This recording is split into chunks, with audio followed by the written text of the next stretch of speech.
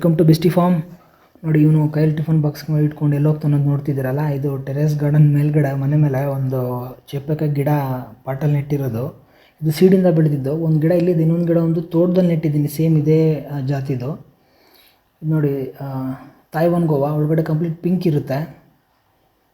So ಇದನ್ನ ನಾನು ಬಂದು ಚಿಕ್ಕ ಗಿಡದಿಂದ ಬೆಳೆಸಿದ್ದು. ನೋಡಿ, 2 ಹಣ್ಣು ಯಾರು ಬಿಟ್ಬಿಟ್ಟಿದ್ದಾರೆ. ಸೊ ಕಟ್ ಮಾಡ್ತಾಯಿದ್ದೀನಿ ನೋಡಿ.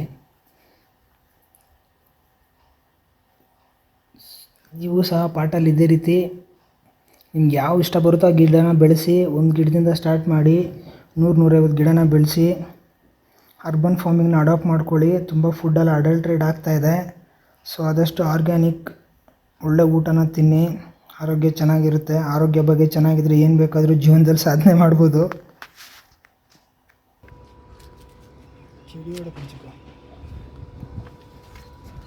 ಸೊ ಡಬ್ಬ ತಗೊಬಂದೆ. ಡಬ್ಬದಲ್ಲಿ ಏನು ಅಂತೆಲ್ಲ ನೋಡ್ತಿರ್ತೀರ ಡಬ್ಬ. ಸೊ ಡಬ್ಬದಲ್ಲಿ ಏನಿಲ್ಲ,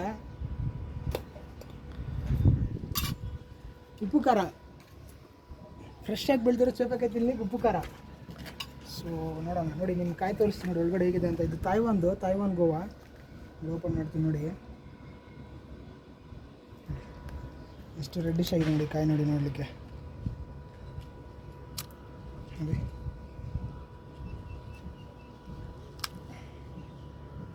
ಕಾಯಿ ನೋಡಿ ನೋಡಲಿಕ್ಕೆ ಎಷ್ಟು ರೆಡ್ಡಾಗಿ ಎಷ್ಟು ಚೆನ್ನಾಗಿದೆ.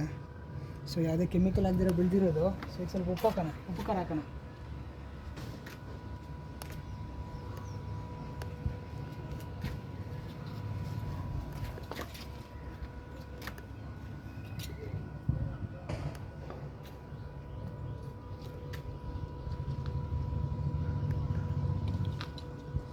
ಸೊ ನೋಡಿ ಕಾಯಿ ನೋಡಲಿಕ್ಕೆ ಎಷ್ಟು ಫ್ರೆಶ್ ಆಗಿದೆ. ಸೊ ಬಾಟಲ್ ಬೆಳೆದಿದ್ದು. ಇನ್ನೂ ಒಂದು ಕಾಯಿ ಗಿಡದಲ್ಲೇ ಇದೆ, ಇನ್ನೊಂದು ಕಾಯಿ ಕಟ್ ಮಾಡಿಲ್ಲ, ಗಿಡದಲ್ಲೇ ಇದೆ. ಯಾರಿಗಾದ್ರೂ ಬೇಕಾದ್ರೆ ಲೊಕೇಶನ್ ಕಳಿಸ್ತೀನಿ, ಬನ್ನಿ. ಒಳ್ಳೆ ಉಪ್ಪು ಖಾರ ಹಾಕೊಂಡು ಚೇಪೆಕಾಯಿ ತಿನ್ನೋಣ.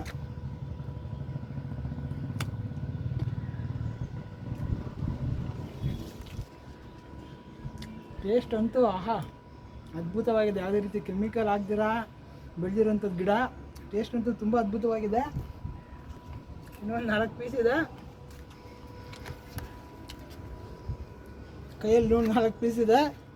ಯಾರಿಗಾದ್ರೂ ಬೇಕಂದ್ರೆ ಲೊಕೇಶನ್ ಕಳಿಸ್ತೀನಿ, ಬನ್ನಿ.